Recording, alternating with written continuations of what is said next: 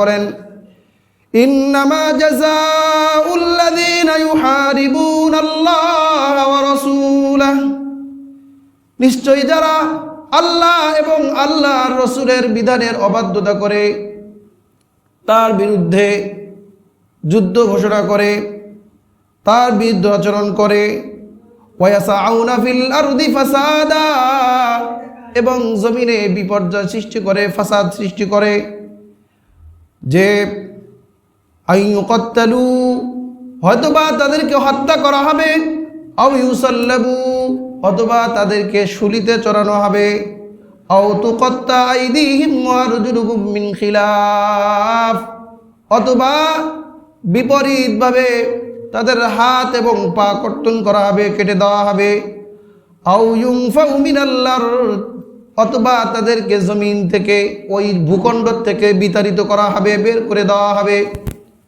দেশান্তর করা হবে। আল্লাহ বলেন যালিকা লাহুম খিযুন ফিদ দুনিয়া, এই যে শাস্তি দেওয়া হলো, এটা হলো জমিনের মধ্যে, পৃথিবীর মধ্যে তাদের শাস্তি লাঞ্ছনা। ওয়ালাহুম ফিল আখিরাতি আযাবুন আযীম, আর কিয়ামতের ময়দানে পরকালে আল্লাহ তাআলা তাদের জন্য কঠিন শাস্তি প্রস্তুত করে রেখেছেন।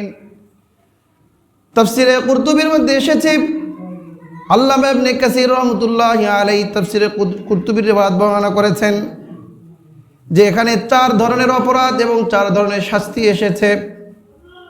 1 নম্বর হলো, যে ব্যক্তি কোনো মানুষকে শুধুমাত্র হত্যা করবে, তাহলে হত্যার বদলায় হত্যা, কোরআনের মধ্যে যেরকম এসেছে ওয়া কাতাবনা আলাইহিম ফিহা আন্নান নাফসা বিন নাফস, তাহলে হত্যার বদলায় হত্যা করা হবে। 2 নম্বর হলো, কোনো ব্যক্তি যদি হত্যা করে এবং লুণ্ঠন করে, তাহলে তার শাস্তি হলো ডবল। এজন্য 2 নম্বর শাস্তি বর্ণনা করেছে আও ইউসাল্লাবু, তাকে শুধু হত্যা করা হবে না, বরং হত্যা করে ওই ঝুলিয়ে রাখা হবে গাছের মধ্যে, বাঁশের মধ্যে, তাকে শুলিতে চড়ানো হবে। 3 নম্বর হলো, যারা হত্যা করে না কিন্তু লুণ্ঠন করে, চুরি ডাকাতি করে, নৈরাজ্য চালায়, যে তাদের ব্যাপারে শাস্তি হলো যে তাদের হাত এবং পা বিপরীত দিক থেকে কেটে দেওয়া হবে।